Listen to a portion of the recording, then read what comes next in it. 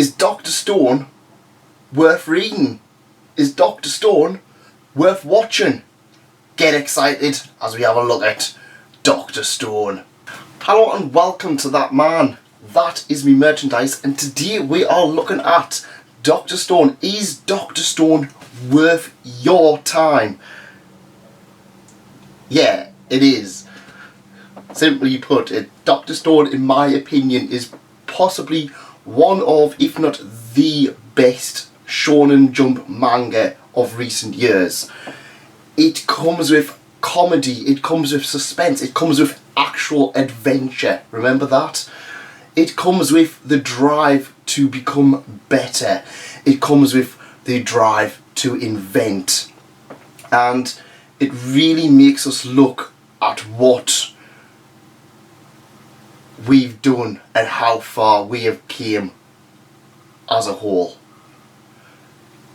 Now, if you do like this kind of content, please leave a like, please consider subscribing, and we're going to have a look at Dr. Stone volumes 1 to 5, otherwise known as the amount what the anime is doing. So if you are watching, or if you are planning on watching Dr. Stone for the very first time, please be aware that there will be some spoilers in this content. Unofficial spoilers. Yeah, Dr. Stone is worth watching, it's worth reading. Definitely go check it out if you're on the fence. So, Dr. Stone, what is it about? It is about a young man who is, well, this is the thing.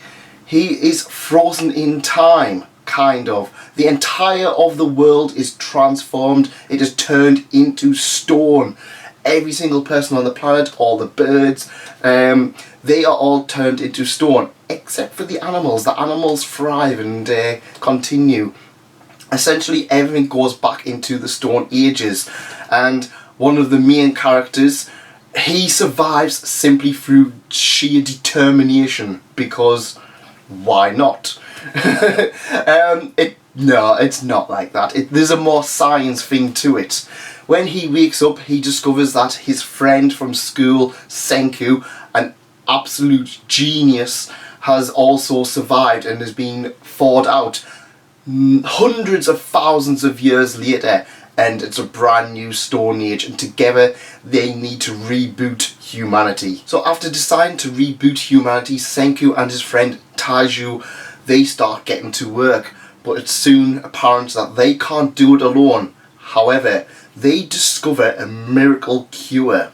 They discover what it is that has allowed them to thaw out so many years later, and with that they ultimately end up recruiting the strongest primate human, Tsukasa. However, it's not before long that a clash of ideals begins and Tsukasa becomes an enemy, because of course it's Shounen, and it's very much a clash of ideals of, should we go with the strongest survive, or should we go with the smart survive, the science? Tsukasa believes that there's a reason why humanity was wiped out. This is a clean slate. We can get rid of the horrible people, the greedy people, the scum of the world. However, Senku is just like, no, we're going to reboot humanity, we're going to get everybody back if we can. And it's very much a clash of ideals through the first few volumes. Now, I'm not going to lie, it's a bit of a slog. The first few chapters, the first few episodes may be a bit of a slog. Taiju is originally the main character, and they quickly get rid of him and move Senku into the forefront. And yeah, the second half, probably is around volume 3 onwards, when the village, Ishigami village, start coming into play.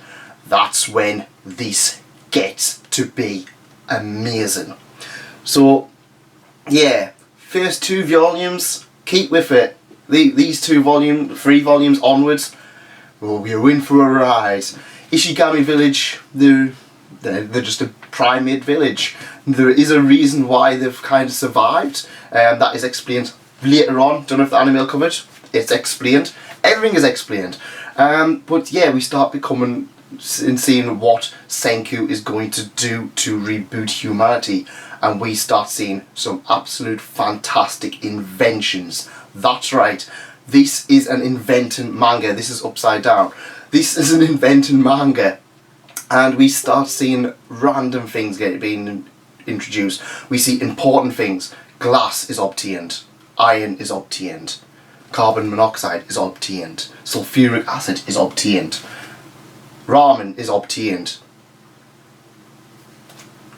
go-karts, drones, earpieces, beauty, fashion, money, all these things that we have but we kind of don't really think about. Someone had to invent all of that stuff. And Senku and his friends, they do start going at it. And that's where the beauty of this series really starts to shine. We do see a lot of fantastic inventions, and it keeps you guessing. It's not one of those series where you can kind of have an idea of how it's all going to pan out. Yeah, I mean, we know that the heroes are probably going to win. But it's not like most shonen where it's just kind of like, well, we'll fight and we'll fight and we'll fight, and it's like, well, we know the heroes are going to win eventually. But this is just, no, science versus strength.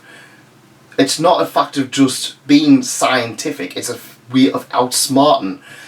The beauty of science does come more apparent, and we do see more things where it's just like, well, that's a car, and it's just like, it's not really a car. Yeah, I really love the way they kind of do it, and it's absolutely hilarious. Honestly, out of the stuff that's in Shonen Jump at the moment, this one is the series that has constantly got me grinning from ear to ear. In fact, to see how good this series is, in my personal opinion, it is taken on One Piece. One Piece, a series that has been going on for over 20 years. It is taken it on, and it is being better than it. A lot of weeks it's very much One Piece is great this week, Dr. Stone the other week.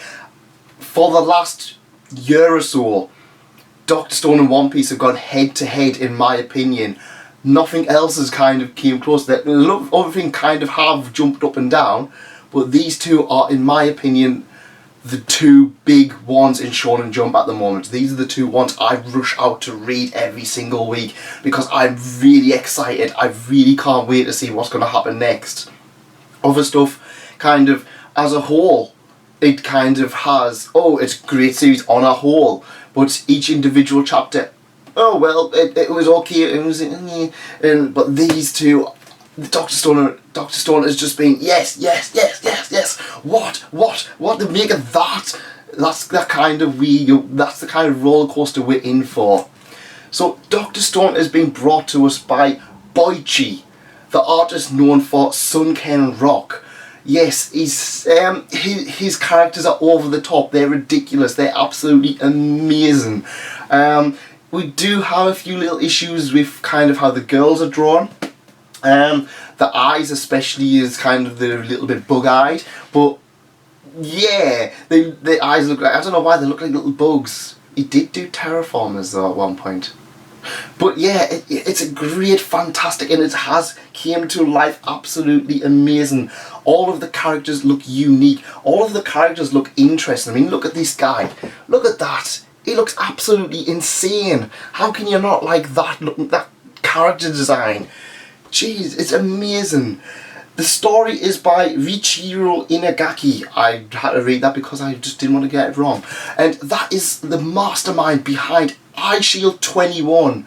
In my opinion, still the greatest, or one of the greatest sports manga of all time. It's absolutely hilarious. Everything. And I feel like everything has been carefully thought out.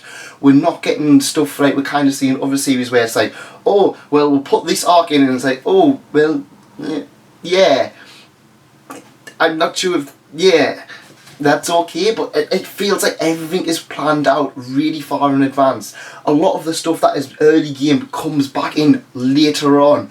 Yes, we're kind of like on One Piece territory. I mean, Dr. Stone is a little over 100 chapters, so we don't have that kind of scope of like, oh, well, that whale might be important. Oh my god, that whale was important. 500 chapters later, it's kind of like 50 chapters later, 60, and it's like, oh, Senku wanted to do this. Senku is actually doing that. And it's like, yeah, I really love it. Of course, the premise is ridiculous. Of course, the characters are unrealistic. But that's how it shines. I'm personally not a huge fan of kids being kids. But this gets adults involved. The adults are kind of on the same level. Senku is a boy genius. And it doesn't kind of shy away from that. It does kind of have a little bit of a tacky romance on, but it's not even the focal point. We don't have Senku just building stuff and going, I wonder how they are doing. It's just kind of like Senku's just like, I'll leave it to them, I trust them, I'm gonna invent this. And yeah, it's not even, it's a thing that's there, but it's not even a thing. It's kind of like Senku's just like, I don't care, science. So, what kind of girl do you like? One who can blow a centrifuge. And it was just like, yeah, that's a blowjob reference if you ever saw one. I've just like ruined my entire plan of being monetized, haven't I? Oh no. But yeah, if you have not read Dr. Stone, if you are on the fence about watching Dr. Stone, please do check it out. It is an absolute fantastic series. It is one that you will enjoy if you like shonen, if you like comedy, if you like shonen jump kind of stuff. It's an absolute pleasure to read it, and it's an absolute pleasure to discuss it with you guys. Be excited! And if you did enjoy this video, and if you stayed all the way to the end, thank you very much, and thanks again for staying. There's plenty more stuff around here, and if you did like the words that came out of my mouth, why not check out some of my other stuff? We've got plenty more series, plenty of other great stuff, and we do have plenty more Dr. Stone, because I did at one point get a little bit obsessed with it. Thank you for coming, thanks again for staying, goodbye.